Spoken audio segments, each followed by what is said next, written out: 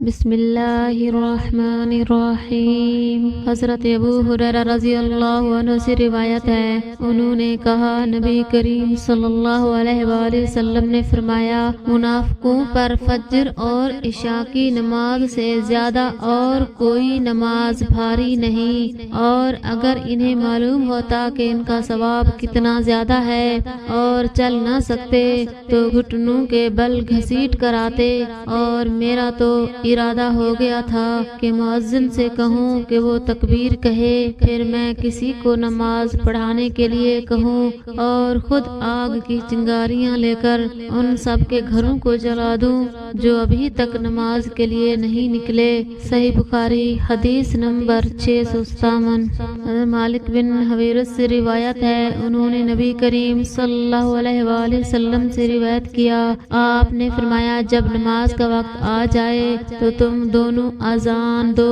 اور اقامت کہو، پھر جو تم میں بڑا ہے وہ امام بنے۔ صحیح بخاری حدیث نمبر 658۔ حضرت ابو ہریرہ رضی اللہ عنہ سے روایت ہے، رسول اللہ صلی اللہ علیہ وآلہ وسلم نے فرمایا، ملائکہ تم میں سے اس نمازی کے لیے اس وقت تک یوں دعا کرتے رہتے ہیں جب تک نماز پڑھنے کے بعد وہ اپنے مصلی پر بیٹھا رہے، اے اللہ اس کی مغفرت کر، اے اللہ اس پر رحم کر۔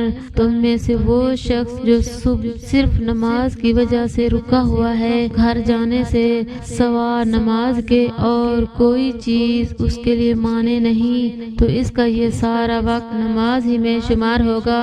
صحیح بخاری حدیث نمبر 659۔ حضرت ابو ہریرہ رضی اللہ عنہ سے روایت ہے، انہوں نے نبی کریم صلی اللہ علیہ وآلہ وسلم سے روایت کیا، آپ نے فرمایا 7 طرح کے آدمی ہوں گے جن کو خدا اس دن اپنے سائے میں جگہ دے گا جس دن اس کے سایہ کے سوا اور کوئی سایہ نہ ہوگا۔ اول انصاف کرنے والا بادشاہ، دوسرے وہ نوجوان جو اپنے رب کی عبادت میں جوانی کی امنگ سے مصروف رہا، تیسرا ایسا شخص جس کا دل ہر وقت مسجد میں لگا رہتا ہے، چوتھے 2 ایسے شخص جو اللہ کے لیے باہم محبت رکھتے ہیں، ان کے ملنے اور جدا ہونے کی بنیاد یہی لکھی محبت ہے، پانچواں وہ شخص جسے کسی باعزت اور حسین عورت نے برے ارادہ سے بلایا لیکن اس نے کہہ دیا کہ میں خدا سے ڈرتا ہوں، چھٹا وہ شخص جس نے صدقہ کیا مگر اتنے پوشیدہ طور پر کہ بائیں ہاتھ کو بھی خبر نہیں ہوئی کہ اپنے دائیں ہاتھ سے کیا خرچ کیا، ساتواں وہ شخص جس نے تنہائی میں اللہ کو یاد کیا اور بے ساختہ آنکھوں سے آنسو جاری ہو گئے۔ صحیح بخاری حدیث نمبر 660۔ حضرت انس بن مالک رضی اللہ عنہ سے دریافت کیا، رسول اللہ صلی اللہ علیہ وآلہ وسلم نے کوئی انگوٹھی پہنی ہے؟ آپ نے فرمایا ہاں۔ ایک رات عشاء کی نماز میں آپ نے آدھی رات تک دیر کی، نماز کے بعد ہماری طرف متوجہ ہوئے اور فرمایا لوگ نماز پڑھ کر سو چکے ہوں گے اور تم لوگ اس وقت تک نماز ہی کی حالت میں تھے جب تک تم نماز کا انتظار کرتے رہے۔ حضرت انس رضی اللہ عنہ نے فرمایا، جیسے اس وقت میں آپ کی انگوٹھی کی چمک دیکھ رہا ہوں، یعنی آپ کی انگوٹھی کی چمک کا سما میری آنکھوں میں ہے۔ صحیح بخاری حدیث نمبر 661۔ اللہ الرحمن الرحیم۔ حضرت ابو ہریرہ رضی اللہ عنہ سے انہوں نے حضرت نبی کریم صلی اللہ علیہ وآلہ وسلم سے، آپ نے فرمایا کہ جو شخص مسجد میں صبح شام بار بار حاضری دیتا ہے، اللہ تعالی جنت میں اس کی مہمانی کا سامان کرے گا، وہ صبح شام جب بھی مسجد میں جائے۔ صحیح بخاری حدیث نمبر 662۔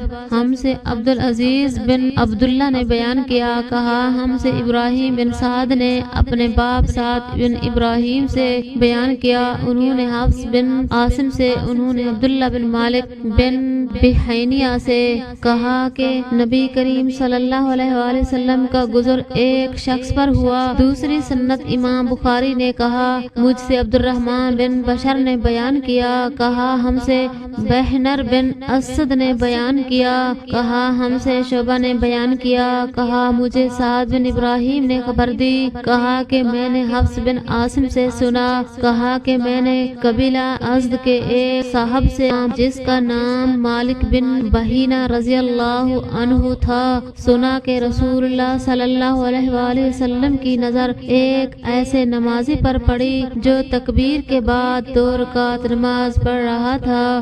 حضور صلی اللہ علیہ وآلہ وسلم جب نماز سے فارغ ہو گئے تو لوگ اس شخص کے ارد گرد جمع ہو گئے اور حضور صلی اللہ علیہ وآلہ وسلم نے فرمایا، کیا صبح کی 4 رکعتیں پڑھتا ہے؟ کیا صبح کی 4 رکعتیں ہو گئیں؟ اس حدیث کی مطابق غندر اور معاذ نے شعبہ سے کی ہے جو مالک سے روایت کرتے ہیں۔ صحیح بخاری حدیث نمبر 663۔ ہم سے عمر بن حفص بن غیاث نے بیان کیا، کہا مجھ سے میرے باپ حفص بن غیاث نے بیان کیا، کہا ہم سے آمش نے ابراہیم نخی سے بیان کیا، حضرت اسود بن یزید نخی نے کہا ہم حضرت عائشہ رضی اللہ عنہا کی خدمت میں حاضر تھے، ہم نے نماز میں ہمیشگی اور اس کی تعظیم کا ذکر کیا۔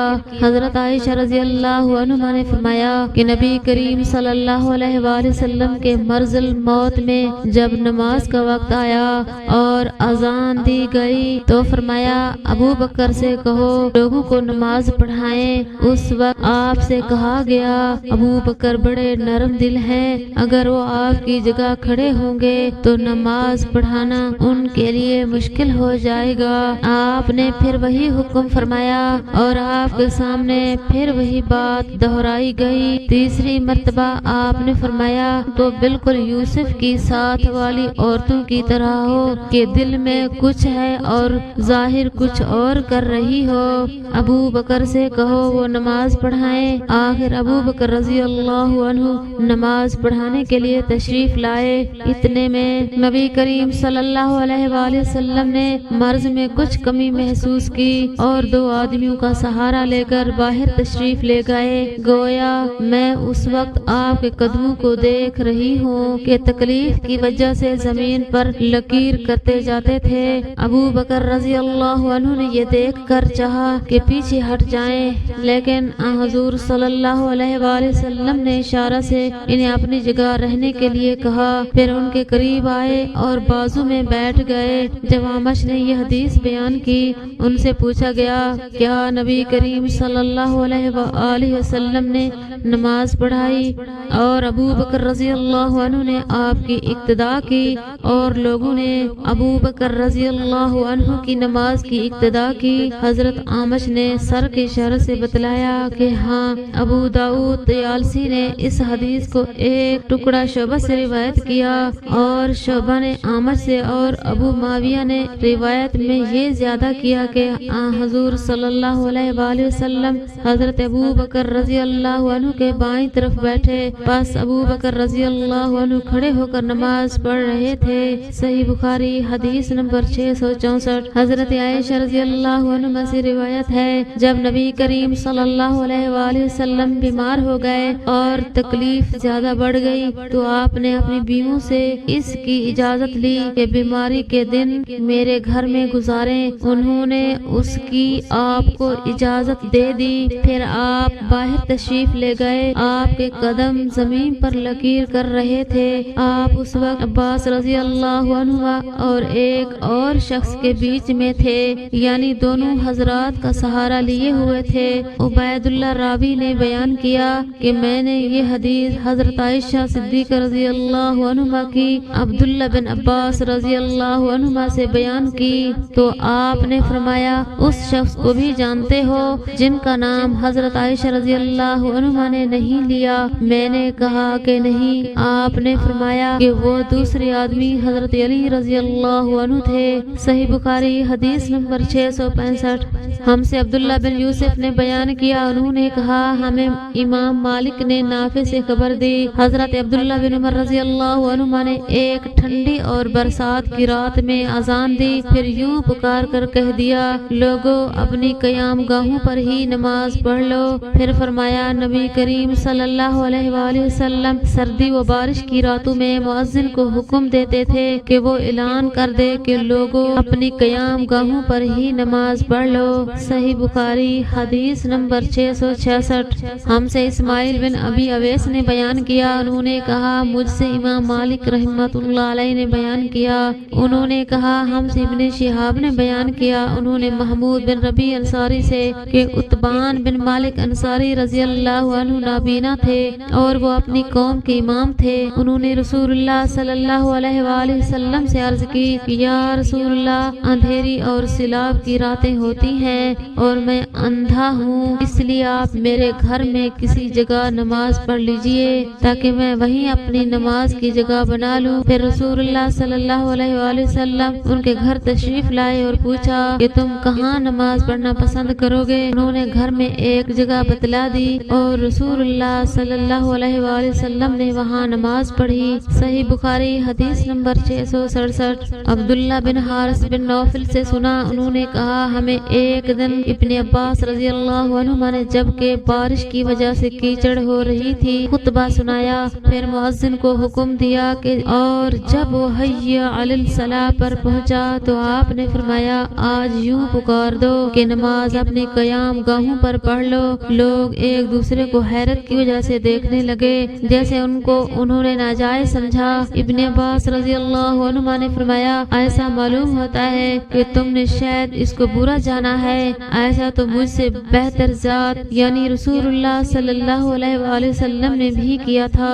بے شک جمعہ واجب ہے، اگر میں نے یہ پسند نہیں کیا کہ حی علی الصلاۃ کہہ کر تمہیں باہر نکال لوں اور تکلیف میں مبتلا کروں۔ اور حماد عاصم سے، وہ عبداللہ بن حارث سے، وہ ابن عباس رضی اللہ عنہما سے اسی طرح روایت کرتے ہیں۔ البتہ انہوں نے اتنا اور کہا کہ ابن عباس رضی اللہ عنہما نے فرمایا مجھے اچھا معلوم نہیں ہوا کہ تمہیں گناہگار کروں اور تم اس حالت میں آؤ کہ تم مٹی میں گھٹنوں تک آلودہ ہو گئے ہو۔ صحیح بخاری حدیث نمبر 668۔ ابو سلمہ بن عبد الرحمن سے روایت ہے، انہوں نے کہا میں نے ابو سعید خدری رضی اللہ عنہ سے شب قدر کو پوچھا، آپ نے فرمایا بادل کا ایک ٹکڑا آیا اور برسا یہاں تک کہ مسجد کی چھت پکنے لگی جو کھجور کی شاخوں سے بنائی گئی تھی۔ پھر نماز کے لیے تکبیر ہوئی۔ میں نے دیکھا نبی کریم صلی اللہ علیہ وآلہ وسلم کیچڑ اور پانی میں سجدہ کر رہے تھے، کیچڑ کا نشان آپ کی پیشانی پر بھی میں نے دیکھا۔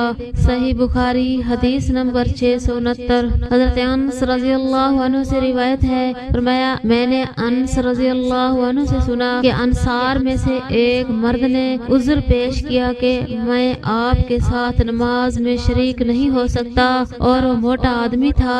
اس نے نبی کریم صلی اللہ علیہ وآلہ وسلم کے لیے کھانا تیار کیا اور آپ کو اپنے گھر دعوت دی اور آپ کے لیے ایک چٹائی بچھا دی اور اس کے ایک کنارے کو صاف کر کے دھو دیا۔ حضور صلی اللہ علیہ وآلہ وسلم نے اس بوریے پر 2 رکعتیں پڑھی۔ آل جارود کے ایک شخص عبد الحمید نے انس رضی اللہ عنہ سے پوچھا کیا نبی کریم صلی اللہ علیہ وآلہ وسلم چاشت کی نماز پڑھتے تھے؟ تو انہوں نے فرمایا کہ اس دن کے سوا اور کبھی میں نے آپ کو پڑھتے نہیں دیکھا۔ صحیح بخاری حدیث نمبر 670۔